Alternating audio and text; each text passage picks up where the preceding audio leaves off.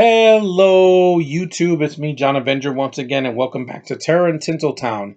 This time, I'm talking about a 2019 horror movie that came out last year. No, it's not.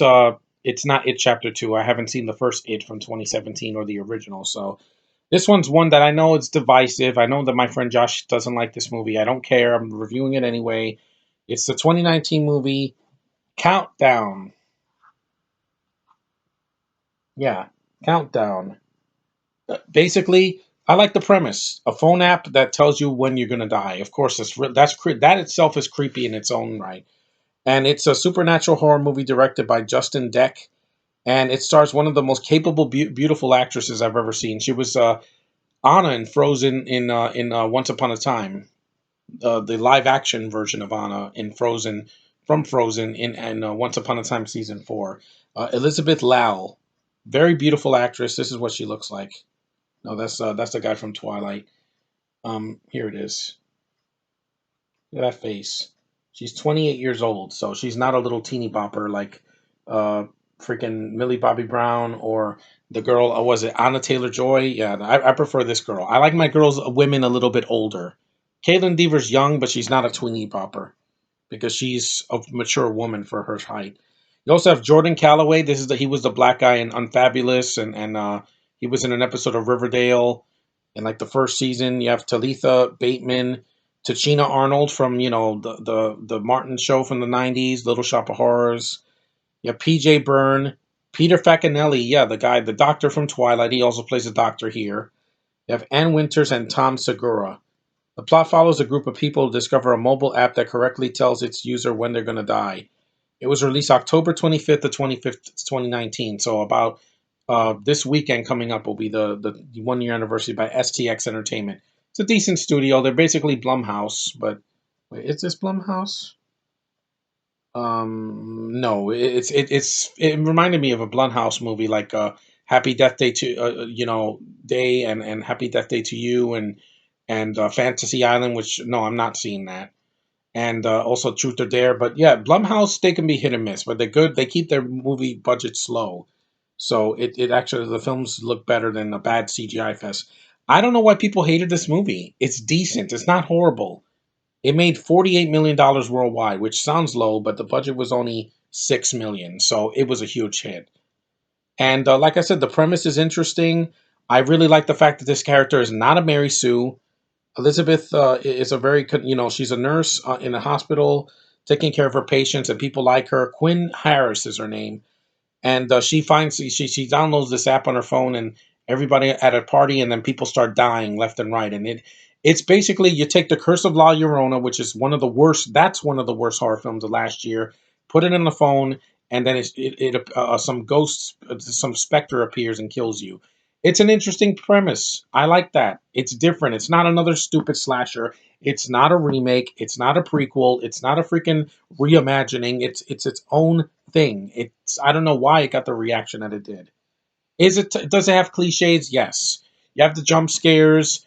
You have people walking in a hall with the lights off. You have flickering. You have creepy ass imagery like when the black guy's in the bathroom and he sees his little brother crying because he took his toy when he was a kid and then his feet go backwards. That's kind of creepy. The movie has atmosphere. You cannot blame me for liking that because I'm like, yeah, and the film. There's some dumb people in it, but the main characters are not.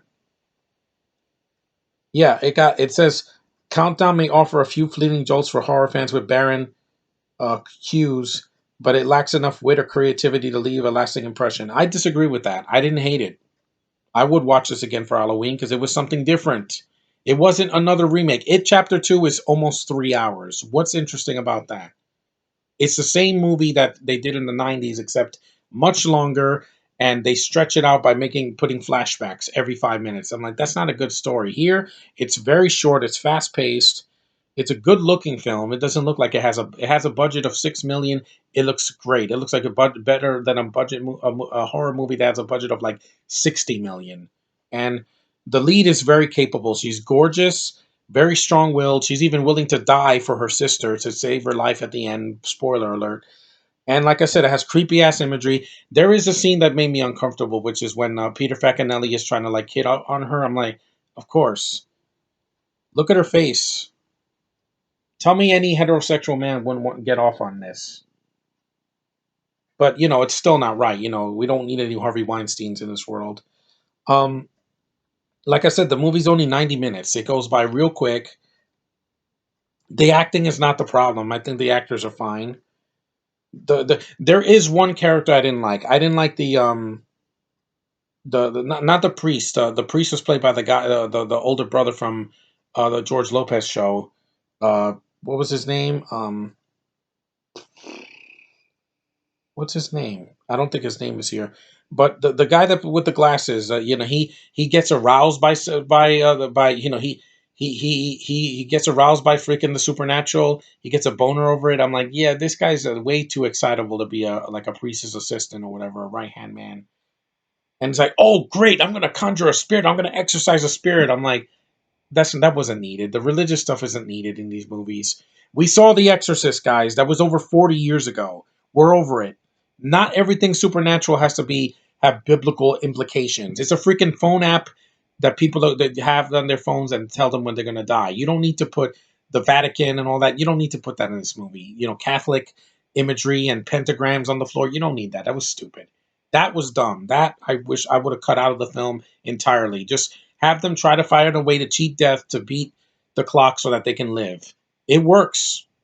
I mean, this is a better movie than Escape Room, which I thought had a good premise, but they wasted it because the acting sucked and everybody's just bickering. Here, uh, Elizabeth Lau actually can be scared. Elizabeth Lau can get excited. Elizabeth Lau can smile. She can be sad for her sister. Like, oh no, I don't want my sister to die, and it works. So take that for what you will, but I would rather see this than Fantasy Island. I'd rather see this than freaking Truth or Dare again. I'd rather see this than any remake that came out last year or the year before that.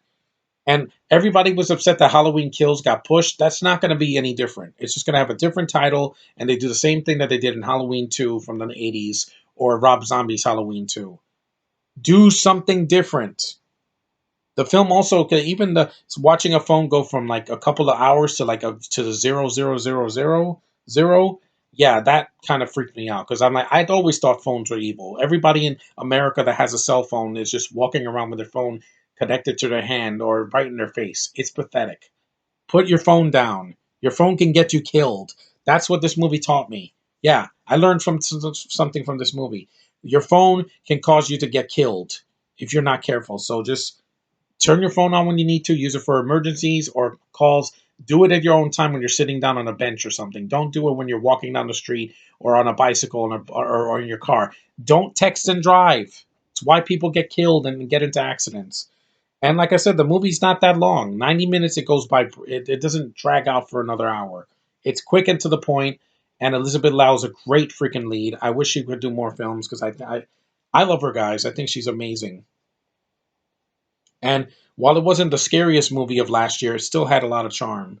And it was, while it's not the most creative thing, it at least tried. And that's more than I could say for some other horror movies that came out last year. And it made money. Poor Doctor Sleep was a sequel that came out last year, but it didn't make the money because they put two freaking what was it, Stephen King movies in the same year. So people were kind of tired. But anyway, yeah. Maybe if there's a sequel, they could bring out Elizabeth Lau back. At least the ending's not downbeat. I thought it was going to be downbeat because a lot of these horror movies have the same endings all the time, and it's pathetic. They really should really try. But I don't think the movie sucks. It's decent. It's not the best movie from last year, but it's a lot better than the horror remakes that we got in 10 years. Tell me a horror remake that's better than this. What, Poltergeist, Nightmare on Elm Street, freaking Halloween 2018, which is basically like a rebooted, reimagining of the first movie, or the freaking remake of not that they haven't remade The Exorcist, but anything that they remade. Carrie, that came out in the last decade. Why are you doing the same thing? This did something different and people shit on it. People got to make up their minds, guys. Seriously. You get a different premise and they shit on it, and then they get the same thing and they shit on it too. So you can't have your cake and eat it too. You have to have one thing or the other. Stop complaining about everything. Give a movie a chance. I did. I was entertained. I didn't hate it. I'm sorry to say, Josh. I'm sorry. If you hate this movie, that's fine. It's your opinion. Mine is, I don't think the movie's the worst of last year, not even close. Jeremy Johns put this in his worst of the year. I'm like, yeah, but I don't think it was that bad. I've seen worse. Escape Room was worse. Truth or Dare was worse.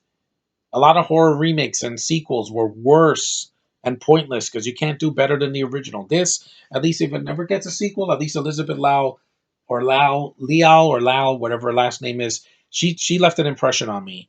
It's well cast. It's a lot better than it should have been. This movie should have been horrible, and it wasn't. I was expecting the worst, and I got something out of it. Sorry, I'm not gonna be like sorry for liking a movie that was something short and sweet, and it was for Halloween, so it was the perfect time for it.